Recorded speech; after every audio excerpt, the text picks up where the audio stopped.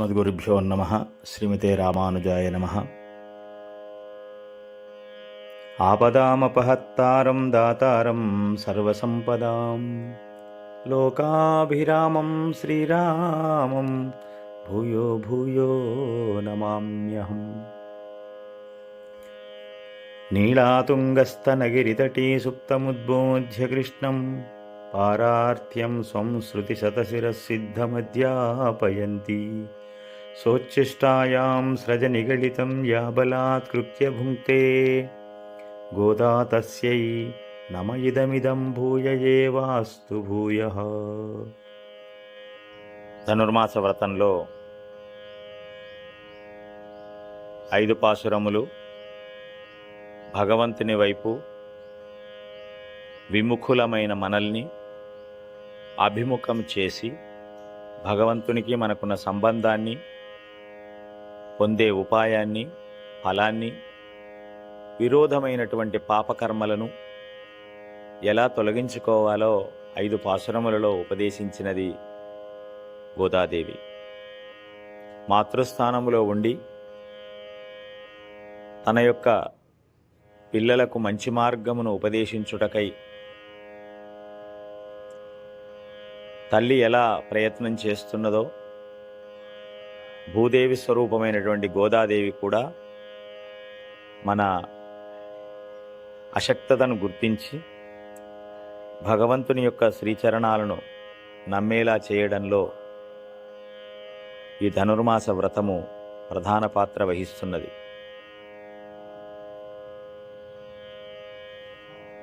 5 పాశురములలో అర్థపంచక జ్ఞానాన్ని మనకు ఉపదేశించినది. ఇప్పుడు 2వ రంగం అంటే ఆశ్రయణ దశ. జ్ఞానము తెలిసిన తర్వాత భగవంతుడితో మనకు ప్రత్యేకంగా సంబంధము ఉంది అని అనిపిస్తుంది, కానీ అది కూడా ధర్మము కాదన్నారు. భగవద్విషయాన్ని ఎంత తెలిసినా పరమాత్మతో సంబంధము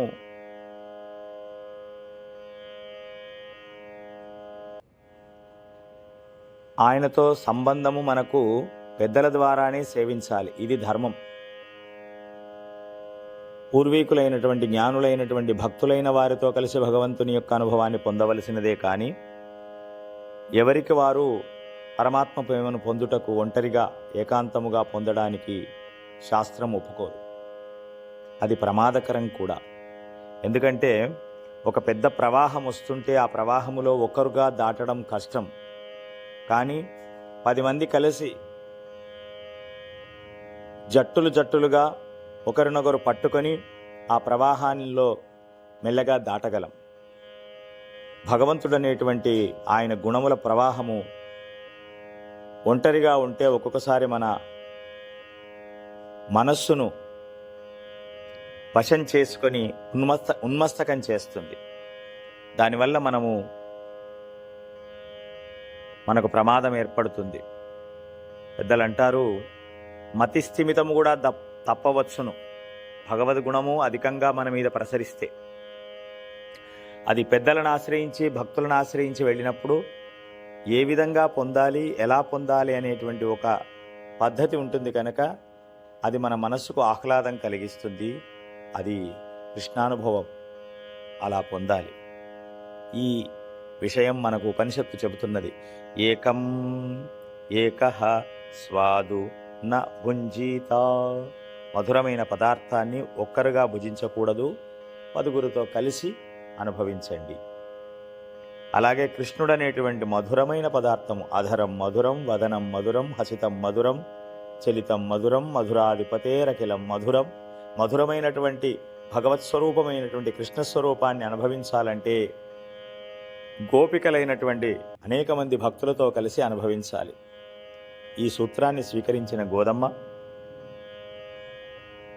5 పాటలలో అనేక విషయాలను తెలుసుకొని జ్ఞానాన్ని పొంది భగవంతునిపై ఒక ఆసక్తిని కలిగింపచేసి ఆయన ప్రేమను, ఆయనతో సంశ్లేషణము, ఆయనతో కలిసి జీవించుట, ఆయన గుణవైభవములను పాడుట, ఆయన నామాన్ని కీర్తించుట, ఇది భక్తులతో కలిసి చేయాలి. అప్పుడు కృష్ణానుభవము మనకు అనుభవైక యోగ్యమవుతున్నది. అది ఈ పాసురము ద్వారా మనకు అందిస్తున్నారు. ప్రమాణాలు కూడా ఉన్నాయి. రామచంద్రస్వామిని శరణాగతి చేయడానికి వచ్చినప్పుడు విభీషణ ఆళ్వారులు ఆకాశంలో నిలబడి సర్వలోక శరణ్యాయ రాఘవాయ మహాత్మనే నివేదయతమాం క్షిప్రం విభీషణముపస్థితం. విభీషణుడనేటువంటి వాడను, ఓ భక్తులారా, ఓ కపివీరులారా, సర్వలోక శరణ్యుడు మహాత్ముడైన శ్రీరామునకు విభీషణుడనే వాడు శరణాగతి కోరి వచ్చి ఉన్నారని నివేదించండి అని భక్తుల ద్వారా భగవంతునికి విన్నపం చేశారు. రామచంద్రస్వామికి అక్కడ ఉండేటువంటి రాముని యొక్క భక్తులైనటువంటి సుగ్రీవాదులకు విన్నపం చేశారు. ఇది రామాయణం ప్రమాణం. ఆకాశంలో వచ్చి నిలబడ్డవాడు రామునికి స్వయంగా వచ్చి శరణాగతి చేయవచ్చును, కానీ అది ధర్మము కాదు. భగవంతునికి శరణాగతి చేయడంలో పెద్దలను ముందు పెట్టుకోవాలి అనే ఒక ధర్మం ఉన్నది, అది స్వీకరించినది. అలాగే రామచంద్రస్వామి కూడా, పరమాత్మ కూడా డైరెక్ట్గా భక్తుడితో అనుబంధాన్ని పెంచుకోడు, అది ధర్మము కాదు. సుగ్రీవాదులతో చెప్పి విభీషణుని తీసుకొని రండి అని సుగ్రీవాదులతో ఆజ్ఞాపించి విభీషణుని తీసుకొని వచ్చి తన దగ్గరికి తెచ్చుకున్న తర్వాత ప్రేమగా చూసి అనేకమైనటువంటి అభయములు ఇచ్చారు. ఇది రామాయణం ప్రమాణం. కనుక భగవంతునికి భక్తుడికి మధ్యలో పెద్దలైనటువంటి వారు ఉండాలి, ప్రియభక్తులు ఉండాలి, భగవానుడికి ఇష్టమైన వారు ఉండాలి, పరమాత్మ గురించి తెలిసిన వారు ఉండాలి, జ్ఞానులు ఉండాలి. అందుచేత గోదమ్మ తన దగ్గరికి వచ్చినటువంటి 5 లక్షల మందిని దర్శించుకొని వాళ్లకు విషయాలు చెప్పి వ్రతం గొప్పతనం చెప్పినది. కానీ అందులో ఒక ముఖ్యమైనటువంటి ఒక 10 మంది గోపికలు రాలేదు. ఈ 10 మంది గోపికలు ఎలాంటి వాళ్ళంటే, పరమాత్మ వీరిని చూసి సంతసిస్తాడు, భగవంతుని యొక్క గొప్పతనాన్ని మనకు కూడా అందింపచేసేటువంటి లక్షణము కలిగినటువంటి వారు. అంటే అత్యంత సన్నిహితమైన వారు, కృష్ణుడికి బాగా పరిచయమైన వారు. అలాంటి 10 మంది గోపికలను నిద్రలేపుతూ ఈ రోజు నుంచి 6వ పాసురం నుంచి 15వ పాసురం వరకు 10 మంది గోపికలను నిద్రలేపుతున్నారు. మనకు కొంచెం విచిత్రం అనిపిస్తూ ఉంది. ఈ నిద్రపోవడం ఏమిటి? భగవంతుని దగ్గరికి వెళ్ళి వ్రతం చేయాలనుకునే వాళ్ళు, మామూలు జ్ఞానం కలిగిన మనమంతా నిద్రలేచి స్నానం చేసుకుని స్వామిని దర్శించి కీర్తించుదామని తహతహలాడుతుంటే, పరమాత్మకు అత్యంత సన్నిహితమైనటువంటి గోపికలేమో పడుకుంటున్నారు. ఇది మనం కొద్దిగా అర్థం చేసుకోవాలి. పడుకొనుట అంటే మనలాగా శరీరము అలసిపోయి తామసము చేత నిద్రపోయిన నిద్ర మనది. యోగ నిద్ర, అనుభవ నిద్ర అని కొంచెం ఎక్కువగా జ్ఞానం కలిగిన వాళ్ళు, భగవంతుని మీద ప్రీతి కలిగిన వాళ్ళు కూడా నిద్రపోతున్నట్టుగా కనిపిస్తుంది, కానీ వాళ్ళు హృదయంలో భగవద్ గుణానుభవం చేస్తూ ఉంటారు. మనది అలసిన నిద్ర, జ్ఞానులైన వారిది స్వామిని వలచిన నిద్ర. అంటే పరమాత్మతో ఉన్నటువంటి అనుబంధాన్ని స్మరించుకుంటూ, ఆయన యొక్క కీర్తిని స్మరిస్తూ, ఆయన నామాలను స్మరిస్తూ, ఆ నామాల వెనుక ఉన్నటువంటి భగవంతుని యొక్క గుణవైభవాన్ని మనసులో ధ్యానిస్తూ కళ్ళు మూసుకొని హృదయంలో అనుభవిస్తూ ఉంటారు. పరమాత్మకు కూడా ఈ నిద్ర ఉన్నది, యోగ నిద్ర అని అంటారు. పరమాత్మ కూడా పాలకడలిలో పడుకొని ఏదో అలసిపోయి పడుకునేటువంటి నిద్ర కాదు, యోగ నిద్ర. ఈ సృష్టిని ఎలా రక్షించవలను, ఎలా కాపాడవలను, ఎలా జ్ఞానం ఇవ్వవలను, ఎలా ఆనందాన్ని పంచవలను అని పదే పదే ఈ జీవాత్మల గురించి ప్రార్థిస్తూ ఉంటాడు. కనుక ఆయన పడుకునేది యోగ నిద్ర. గోపికలందరిది భగవంతుని మీద ప్రేమతో ఆయన గుణములను పాడుతూ ఉన్నటువంటి ధ్యాన నిద్ర. కనుక వాళ్ళు పడుకొని ఉన్నారు అని చెప్పడంలో ఎలాంటి శాస్త్రానికి విరుద్ధంగా లేదు. మన నిద్ర, మనకున్నటువంటి నిద్ర తామస నిద్ర, శరీరం అలసిపోయినప్పుడు పడుకునే నిద్ర. కనుక మనం నిద్ర లేవాలి, స్నానం చేయాలి. కానీ వాళ్ళు యోగ నిద్రలో ఉన్న వాళ్ళ దగ్గరికి వెళ్ళి చేరి వారిని శరణాగతి చేసి ఆశ్రయించి వారిని తీసుకొని ముందు పెట్టుకొని పరమాత్మ సన్నిధికి వెళ్ళాలి. ఇది చక్కనైనటువంటి సాంప్రదాయమైన సంస్కారవంతమైన భగవంతుడితో అనుబంధము, ఫలవంతమైనటువంటి అనుబంధాన్ని కలిగిస్తున్నది. అది ఈ పాసురంలో తెలియజేస్తూ నిద్రలేపుతున్నారు. ఒకసారి పాసురాన్ని అనుసంధానం చేసుకుందాం. ఆండాళ్ తిరువడిగళే శరణం. புள்ளும் சிலம்பினகான் உள்ளரையன் கோயிலில் வெள்ளை விழி செங்கின் பேரரவம் கேட்டிலையோ, பிள்ளாய் எஜுந்திராய் பேயுமுலை நஞ்சுண்டு கள்ளச்சகடம் கலக்கஜியக்காலோச்சி வெள்ளத்தரவில் துயில மறந்த வித்தினை உள்ளத்து கொண்டு முனிவர்களும் யோகிகளும் மெல்ல வெழுந்து அரியன்ன பேரரவம் உள்ளம் புகுந்து குளிரிந்து ஏலோரம் பாவாய். పుళ్ళుం శిలంబినగాన్. ఆ గోపిక 5 లక్షల మంది గోపికలను ముందు తీసుకొని గోదాదేవి నాయకత్వములో ఈ గోపిక మొదటి గోపిక పడుకున్నటువంటి భవనము దగ్గరికి చేరుకున్నారు. జ్ఞానులైన వారి సన్నిధికి చేరుకొనుట మనకు జీవన మార్గము, సరి అయిన మార్గములో పయనించడానికి కారణమవుతున్నది.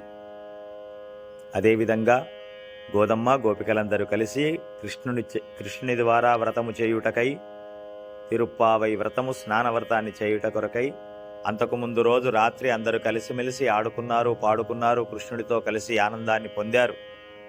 కృష్ణయ్య చెప్పాడు, మీరంతా తెల్లవారుజామున రెండర్రా, వ్రతానికి కావలసినటువంటి పరికరాలు అందజేసి మనం వ్రతం చేస్తే లోకమంతా వర్షం పడుతుంది, మన గోపవృద్ధులు సంతోషపడతారు, ఇక నుంచి మనకు ఎలాంటి అడ్డు లేకుండా అడ్డు చెప్పరు, మనం కలిసిమెలిసి ఉండవచ్చు, ఆనందాన్ని పొందవచ్చును అని కృష్ణస్వామి యొక్క ఆజ్ఞ అయినది. ఈ గోపికలందరూ చక్కగా ఇళ్ళు చేరుకున్నారు, తెల్లవారుజామున లేచారు, స్నానాలు చేసుకున్నారు. దానికి గోదాదేవి నాయకత్వం వహించినది. కలిసి బయలుదేరదామనేసరికి స్వామికి ఇష్టమైనటువంటి 10 మంది గోపికలు నిద్రలేవలేదు. మొదట ఆమె దగ్గరికి వచ్చారు. మొదట ఆమెను నిద్రలేపుతున్నారు ఈ పాసురములో. పుళ్ళుం శిలంబినగాన్. ఈమెను నిద్రలేపుతుంటే ఆమె లోపల నుంచి ఏమంటున్నది? అప్పుడే తెల్లారిందా? తెల్లారలేదనుకుంటాను, కనుక ఇంత రాత్రి వేళ వచ్చారేమిటర్రా అన్నట్టుగా ఆమె లేవకుండా ఉన్నది, పడుకొని ఉన్నది. ఆమె అనుభవంలో ఆమె ఉన్నది, భగవద్ అనుభవాన్ని చేస్తుంది. కానీ వీళ్లకు నిద్రపోతున్నట్టుగా మనల్ని మనతో కలిసి ఉండి స్వామి దగ్గరికి తీసుకువెళ్ళవలసిన ఆవిడ, నాయకత్వం వహించవలసిన ఆవిడ పడుకొని ఉన్నదే, బద్దకించి పడుకొని ఉన్నదేమో అనుకున్నారు ఈ బయట ఉన్నటువంటి గోదా గోపికలంతా.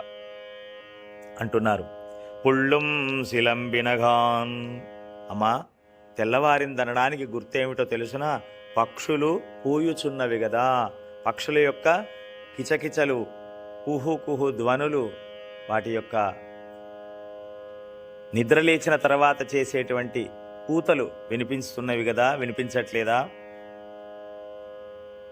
కేటిలయో, వినిపిస్తున్నాయా లేవా? ఈ వినిపించడం అనే శబ్దాన్ని గట్టిగా పలుకుతున్నది గోదమ్మ.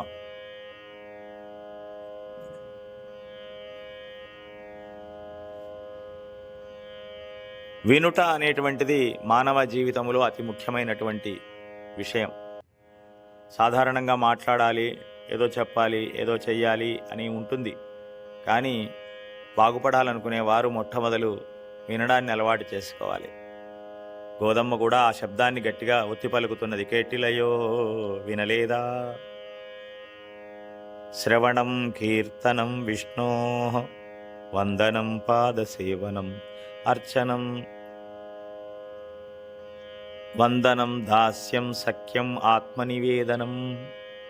నవవిధ భక్తులలో ప్రహ్లాదుడు చెప్పాడు భాగవతంలో, నవవిధ భక్తులలో శ్రవణము ముందు. ఈ లోకములో తరించాలన్నా ముందు వినడం అలవాటు చేసుకోవాలి. వినడం వల్ల ఎన్నో బంధాలు పెరుగుతున్నాయి.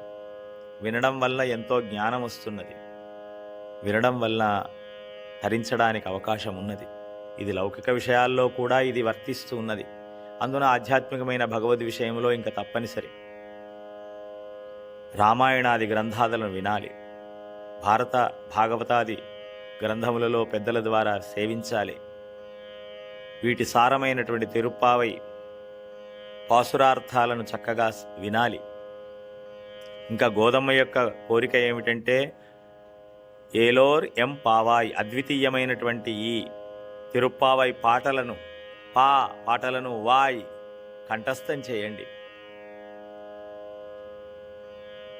జ్ఞాపకం చేసుకోండి. ప్రతి అక్షరము మిమ్మల్ని తరింపచేస్తుంది అని. ఈ వ్రతములో పావాయ్ వ్రతంలో చేరండి, ఇంత అద్వితీయమైనటువంటి వ్రతంలో చేరండి, ఆచరించండి అని చెబుతూ, అంతేకాదు ఈ పాటలను వాయి నోటికి చేయండి, కంఠస్థం చేయండి, తరిస్తారు అని చెబుతున్నది.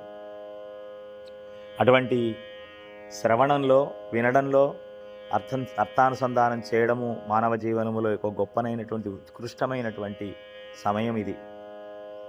మన అదృష్ట విశేషం చేత పెద్దల ద్వారా మనకు లభించినది ఈ తిరుప్పావై యొక్క పాసుర అర్థం. ఇది భగవద్ అనుగ్రహం లేకపోతే మన చెవిలో పడదు. మన చెవిలో పడుతున్నది అని అంటే, దీని మీద మనకు ఒక ఆసక్తి కలుగుతున్నదంటే, ఆ ఆసక్తిలో ఉన్నటువంటి జ్ఞానము మనకు చేరుతున్నది అంటే, పరమాత్మ, కృష్ణ పరమాత్మ మన మీద, మనతో స్నేహము చేయడానికి ఆయనకు ఇష్టముగా ఉన్నది, మన కష్టములను తొలగించడానికి ఆసక్తిగా ఉన్నారు, మన వెంట ఉండడానికి కూడా వారు ఉద్యుక్తులై ఉన్నారు. ఇది మనం గ్రహించాలి. పరమాత్మ అనుగ్రహమే లేకపోతే ఆయన మాటలు, ఇంత ఉపనిషదర్థమైనటువంటి విషయాలు మన చెవిదాకా ఎవరో ఒకరిని ఉపాధిగా, ఎవరో ఒకరు మనకు ప్రోత్సహించినట్టుగా ఉంటుంది, ఎవరో చెప్పినట్టుగా అనిపిస్తుంది. కానీ దీని వెనకాల ఉన్నది కృష్ణయ్య యొక్క సంకల్పం, ఆయనకున్నటువంటి త్వర, మన మీద ఉన్నటువంటి అవ్యాజమైనటువంటి కరుణ, వాత్సల్యము, ప్రేమ. ఇది ప్రధాన కారణం. అందుకే మనం వింటున్నాం. గోదమ్మ కూడా చెప్తుంది, కేటిలయో వినలేదా? తెల్లవారుజామున పక్షులన్నీ కూస్తున్నాయి. పక్షులంటే శాస్త్రవచనములు అని అర్థం. ఆధ్యాత్మిక మార్గంలో చెప్పినప్పుడు పక్షుల శబ్దములు, పక్షులు మాట్లాడేటువంటి శబ్దాలకు తెల్లవారింది అని చెప్పడానికి మానవ జీవనములో వినడం అలవాటు చేసుకోండి. దాంతోనే మీ జీవితంలో తెల్లవారుతుంది. ఒకసారి తెల్లవారిందా ఇక జీవితంలో చీకటి రాదు అని శాస్త్రవచనాలు మనకు చెబుతాయి. అది ఈ ఈ ఈ పుళ్ళుం శిలంబినగాన్ పక్షులు కూస్తున్నాయమ్మా. ఓ గోపిక, ఇలా పడుకొని ఉండడం భావ్యమేనా? వెళ్ళై ఆ పక్షులు ఏమిటర్రా, మీరే తెల్లవారుజామున వచ్చి వాటిని నిద్ర లేపినట్టున్నారు, మీ గోలకు భరించలేక అవి కూడా శబ్దం చేస్తున్నాయి అన్నట్టుగా ఆవిడ మౌనంగా ఉన్నది. అప్పుడు మళ్ళీ గోదమ్మ అంటుంది, వెళ్ళై విలిశంగిన్ పేరరవం కేటిలయో. ఓహో అట్లానా, పక్షులను మేము లేపామా, మేము నిద్ర లేపామా? బాగుందమ్మా, మీరు హాయిగా పడుకొని చక్కగా మంచి నిద్రలో ఉండి భగవద్ గుణానుభవం అనేటిని అనుభవిస్తూ మమ్మల్ని ఆక్షేపిస్తున్నారా? అయితే ఇంకొక గుర్తు చెప్తున్నా వినండి. వెళ్ళై విలిశంగిన్, తెల్లనైన పవిత్రమైనటువంటి శంఖము, పేరరవం పెద్ద శబ్దము, కేటిలయో ఆ దేవాలయంలో శ్రీమన్నారాయణమూర్తి యొక్క ఆలయంలో తెల్లవారుజామున తిరుప్పావై వ్రతము సమయము, తెల్లవారుజామున శంఖధ్వని చేస్తూ, ఓంకార ధ్వని చేస్తూ శబ్దం చేస్తున్నదమ్మా. ఆలయంలో తెల్లవారిన తర్వాత కదా ఆరాధన సమర్పిస్తారు. మరి తెల్లవారుతున్నది అని చెప్పడానికి ఇంతకంటే గొప్ప గుర్తు ఇంకేమైనా ఉంటుందా? ఆ శబ్దమైనా వినలేదా అని దేవాలయంలోని శబ్దం. ఒకటి పక్షుల శబ్దం. పక్షుల శబ్దము, శబ్దం వస్తుంది కానీ వాటి యొక్క అర్థమేం మనకు గోచరించదు, కేవలం శబ్దమే వినిపిస్తుంది. ఇంకా కొంచెం దాంట్లో పరిణతి చెందిన, ఇంకా కొంచెం మనకు అర్థమయ్యే విధంగా ఉన్నటువంటి శబ్దము శంఖధ్వని, ఓం అని వినిపిస్తుంది. ఈ ఓంకార నాదము ఈ సృష్టి మొత్తము భగవంతుడిది అని చెప్తుంది అని ఉపనిషత్తు అంటున్నది. అకారార్థో విష్ణు జగదన్ ప్రళయం మకారార్థో జీవ.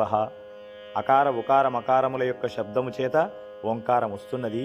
ఈ అకారము పరమాత్మ, ఉకారము ప్రకృతి, మకారము జీవుడు. ఈ మూడింటి కలయికలో తత్వత్రయములు అని అంటారు. అకార ఉకార మకారములు అనేటువంటి తత్వముల చేత ఈ సృష్టి ఉన్నది. ఈ ప్రకృతి మీద జీవుడి మీద సర్వాధికారి అకారార్థ సంపన్నుడైనటువంటి నారాయణుడే దీనికి అధికారి. ఆయనకు అనుగుణంగా నడుచుకోవాలి. ఇది ఆయన తయారు చేసుకున్నది, ఆయననే ప్రభవింపచేస్తున్నది, తన ఆధీనములో పెట్టుకున్నవాడు అని గుర్తించాలి. అలాగే ఆయనకు అనుగుణంగా ఉండాలి. ఇది శంఖధ్వని తెలియజేస్తున్నది. ఆ శంఖధ్వని కూడా వినలేదా? శాస్త్రములు చెబుతున్న మాటలు ఏదో వింటున్నాం, కానీ అవి అర్థం కావట్లేదు. పక్షుల శబ్దాలు ఎలాగో, శంఖధ్వని దేవాలయంలో శంఖధ్వని అని చెబుతున్నది, ఆ శబ్దమైనా వినలేదమ్మా నువ్వు తెల్లవారిందని చెప్పడానికి. అంతేకాదు ఆధ్యాత్మికమైనటువంటి విషయంలో ఇది ఓంకారము. ఓంకారము గురించి తెలుసుకున్నప్పుడు నీ ఆత్మలో ఉన్నటువంటి అజ్ఞానం అనే నిద్ర తొలగిపోతుంది, మేల్కొనుట జరుగుతుంది. ఇది ఈ శబ్దార్థంలో చెబుతున్నది. వినలేదా? ఇప్పుడు అయినా కూడా ఆవిడ నిద్ర లేవకుండా పడుకున్నది లోపల.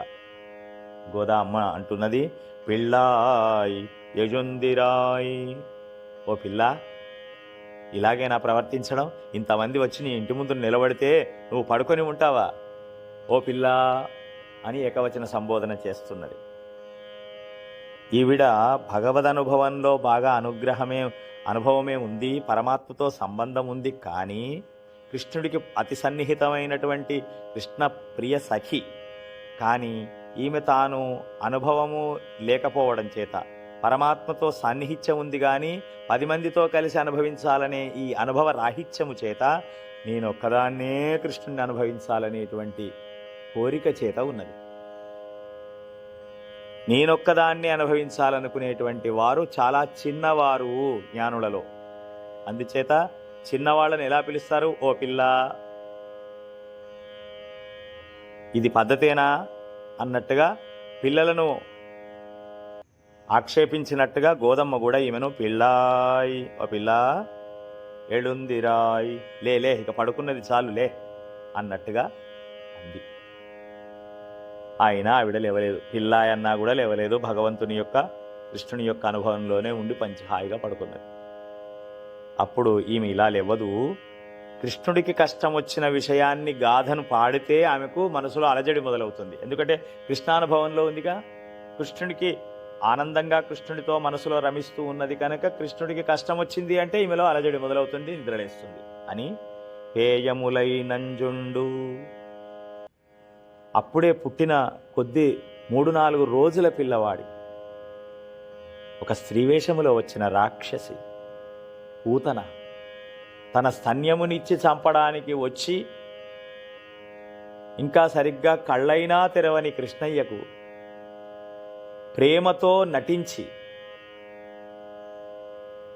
ప్రేమను పంచుతున్నట్టుగా స్తన్యం ఇవ్వడానికి వచ్చి విషమిచ్చి చంపాలనుకున్నటువంటి పూతన, విషమియ్యడానికి వచ్చినటువంటి కృష్ణయ్య అని ఆ పూతన సంహారము, పూతన వచ్చిన విషయాన్ని గానము చేస్తున్నారు. అంతేకాదు నెలలోపటి పిల్లవాణ్ణి యమునా నదికి తీసుకొని వెళ్ళి బండి కింద పడుకోబెట్టి, కృష్ణయ్యను శకటాసురుడనేటువంటి బండి కింద పడుకోబెట్టిన నెలలోపటి పసిగుడ్డును ఆ అమాయకురాలైన యశోదాదేవి తీసుకుని వెళ్ళి మృత్యుముఖములో పెట్టినట్టుగా ఆ బండిలో ఆవేశించిన శకటాసురుడు అనేటువంటి రాక్షసుని చేతిలోకి తీసుకుపోయి పెట్టినట్టుగా బండి కింద పడుకోబెట్టింది. ఇలాంటి గొల్లలు, అమాయకులు, జ్ఞానము లేనివారు, వారి మధ్యలో పరమాత్మ చిక్కినాడు, వాళ్ళకు రక్షించడం అనుకుంటూ తీసుకువెళ్ళి కష్టాల పాలు చేస్తున్నారు కృష్ణయ్యను. అలాంటి కళ్ళ చెగడం,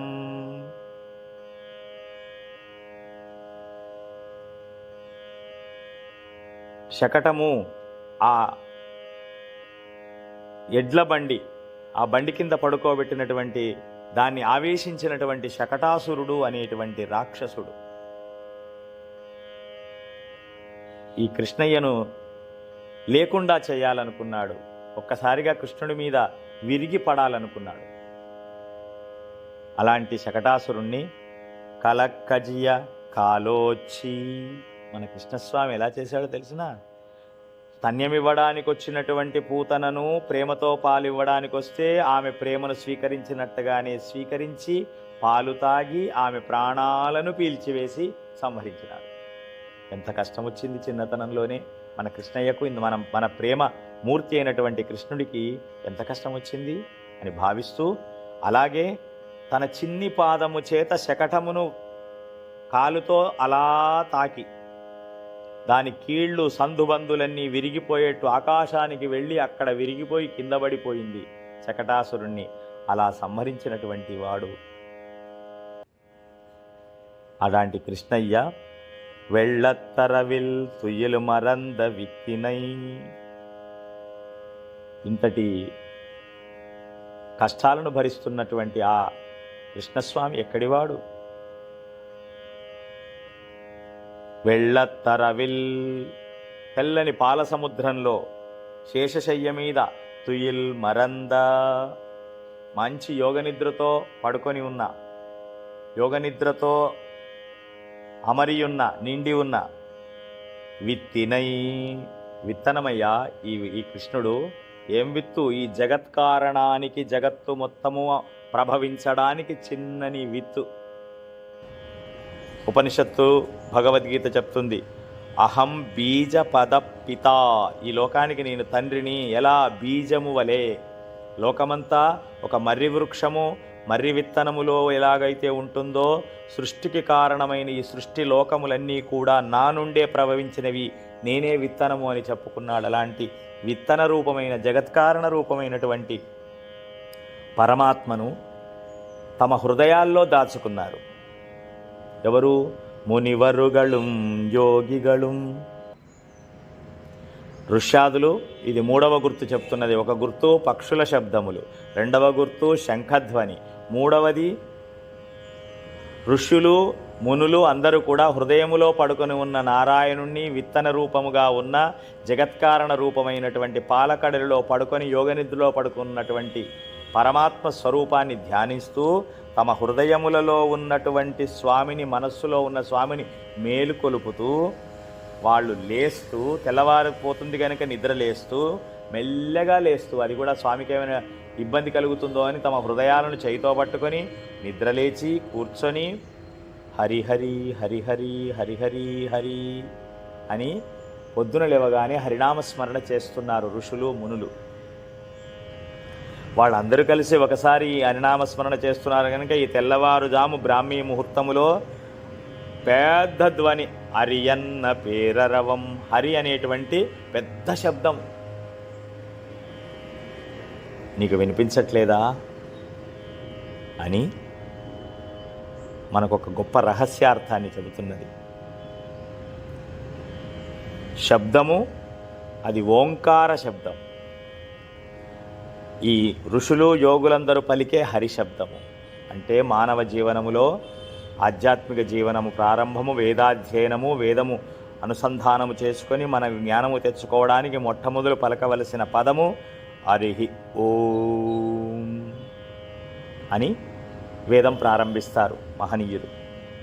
మరి మనం గోపికలం ఆడవారిం కదా, మనకు వేదాధ్యయనం అది యోగ్యత లేదంటున్నారు కదా, కనుక గోదమ్మ మనతో కూడా వేదాధ్యయనం చేయించడానికి హరిహి ఓం అని పక్షుల శబ్దములు, ఓంకార శబ్దము, హరి శబ్దాన్ని మనకు ఉపదేశం చేస్తున్నది.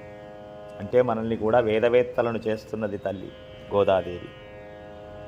అలాంటి ఆ శబ్దమైనా వినలేదానమ్మా అని ఆ మొదటి గోపికను మంచి యోగనిద్రలో కృష్ణానుభవంలో ఉన్నటువంటి పిళ్ళాయి అని పిలవగలిగే అనుభవరాహిత్యమైనటువంటి గోపికను నిద్రలేపి, కృష్ణుడు పూతనతో పాలు తాగి కష్టాన్ని కొని తెచ్చుకున్నాడు, శకటాసురుని కష్టాన్ని కొని తెచ్చుకున్నటువంటి కృష్ణయ్య అనగానే ఒక్కసారిగా ఆమెలో అలజడి లేచి కూర్చున్నది.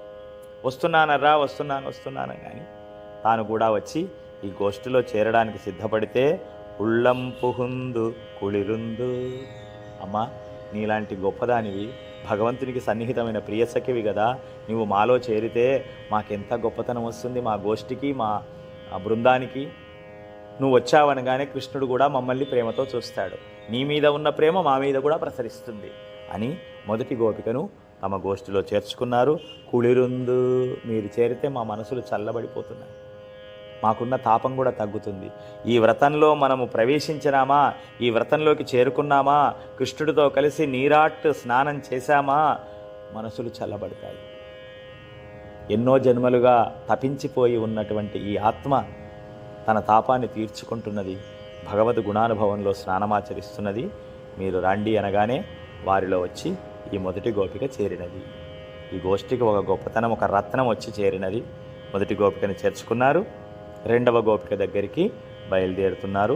రేపటి పాశ్రంలో మరో గోపికను నిద్రలేపుదాం.